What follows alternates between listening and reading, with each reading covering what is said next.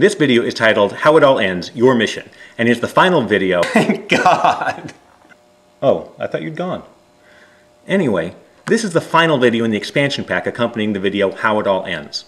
And actually, it's not really proper to call it the final video because it's not part of the sequence. You're here because you feel highly agitated about the threat of abrupt climate change, and you need something to do with that energy. In the video, How It All Ends, the solution, I told you I'd give you a direction to point that fire hose. After watching this whole series of videos, I'd like you to ask yourself this question. Were my arguments and requests of the viewer reasonable? If you agree that they were in fact reasonable, then think about a person who would make it all the way through these videos and still claim to be so certain that human-caused global warming is not a problem that it's not even worth shifting some government resources to launch a Manpala project to investigate it further. Someone who is not willing to acknowledge even the possibility that they might be wrong, despite the fact that it's the future of the globe that's at stake.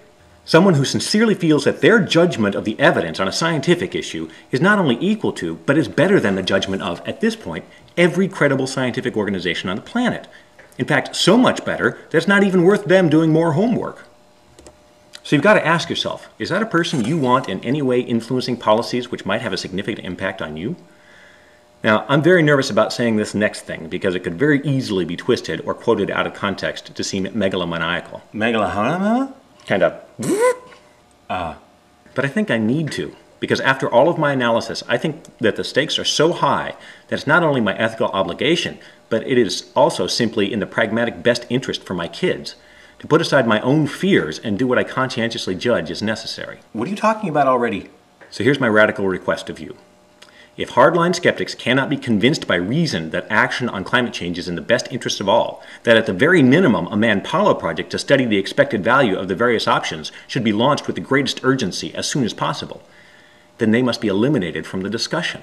They must be marginalized so that their irrational, unfalsifiable, and energetic claims do not prevent the rest of us from pursuing what we conscientiously believe to be in the best interest of all. They have had too much influence for too long. They have moved predictably through the 3 stages of denial of an environmental problem. Remember? There is no problem. Okay, there's a problem and it is insignificant. Oops, now it's too big to do anything about. They have done anything, given any reason, to deny change or sacrifice. They have started from belief and been impervious to opposing evidence and reasoning. And they have been too thoroughly discredited. No one now denies that the filmmaker of the great global warming swindle made up data for the graph on sun activity and flat out lied about volcanic emissions on CO2 being greater than human emissions. An objection you will still often hear people parrot. And remember that Heritage Foundation doomsday prediction I turned up from 1998? That the Kyoto Protocol was so bad it would wreck the US economy, for instance, by leading to gasoline prices as high as $1.91 a gallon by 2010? And people listen to them and their scare tactics. They accuse anyone concerned about environmental impact as being a chicken little or a scaremonger, yet they hypocritically employ the same tactics they accuse others of, warning of economic doom if action is taken. But unlike the environmental chicken littles, the economic chicken littles don't even have a shred of credible evidence to back up their claims. Yet they continued to have a huge influence in the discussions. It's time to pull back the green curtain, to deny them the power we have given them when we listen to their irrational objections and warnings. Maybe I'm wrong. If you think my risk assessment is faulty, please tell me where and how. But if you've watched all these freaking videos, you can see that I've done some research and thinking, and perhaps you'll understand when I say that it seems to me that anyone who still insists on obstructing any action on climate change, even a Manpala project, must either give compelling rebuttals to all the arguments I've set forth, or be dismissed as hopelessly irrational or intellectually dishonest. Go read that online discussion I referred to in the video No Holds Barred on Grist.com's How to Talk to a Climate Skeptic. I searched for a while in the thesaurus for words to describe the behavior of that wolf in a sheep's clothing, but then I just ended up writing an angry diatribe that I had to later delete. Anyway, once you see how deceptive that guy was, maybe you'll be motivated to bring the fight, like I finally am. And this isn't about taking away their liberty to make their own choices about what risks to take. Yeah, who are you to tell me I gotta wear a seatbelt? I'm free to make my own choices about what risks I want to take. The choice to not wear a seatbelt is a personal one, because it only places at risk the person who made the choice. But since climate change is a global thing, it's not just their risk that they are influencing, it's yours and mine. I've got no problem with them believing what they want, but if they place the rest of us and our kids at risk by preventing us from taking action because of their unselfish refusal to even consider the possibility that they're wrong, then that's not their right. So they may not want to participate in the solution, but they don't have the right to stand in the way. We shouldn't be dismissive or cruel or even angry with them, although we might feel like it sometimes, or often. We should just marginalize them and stop allowing for them to influence the discussion. We don't listen to the people who believe the moon landings were faked when we're making science policy, do we? We just leave them alone. We let them believe what they believe and sideline them from serious discussion, because we've seen that their claims of conspiracy are unfalsifiable and therefore useless to even discuss.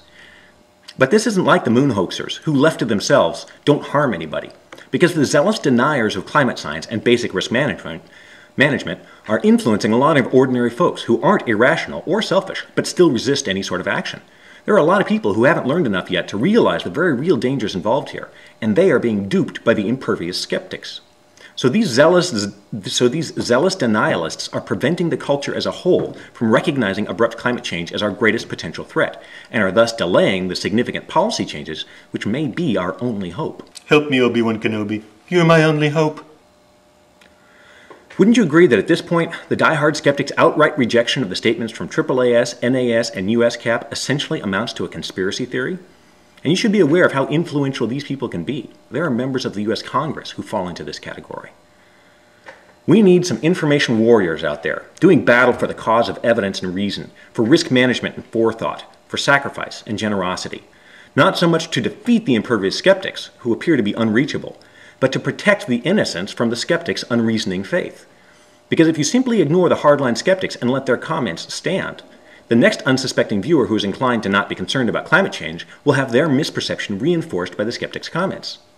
So definitely do not ignore the skeptics. That would keep them from influencing you, but many of their arguments sound very convincing to the casual observer. They need to be actively countered so they stop having an influence on the people who hear them. Online, they need to be followed and rebutted in discussion groups and video comments. In the grocery store line where conflict is less comfortable, maybe a simple, "I don't know, seems like it's better to be safe than sorry, don't you think?" is a good option. So your mission, should you choose to accept it, is to track and counter the hardline skeptics at every turn online and in the media. Keep them from influencing the undecided. Drown them out with deliberate, level-headed, informed arguments like a fire extinguisher of reason and logic. Their irrational and unrepentant comments online should be immediately smothered by a deluge of civil, well-informed, and logical response from multiple information warriors, so that they realize the culture is no longer receptive to their dismissive attitude or militant apathy, and so that onlookers can see what a clear-headed assessment of the threat reveals. Demand that the media stop giving the other side of the climate debate equal time, because to continue to pretend that each side is equally credible at this point is just dishonest and destructive. A reporter isn't obligated to interview a Holocaust denier every time she does a story about Israel, is she? I want to be clear, because such a proposition is very tricky.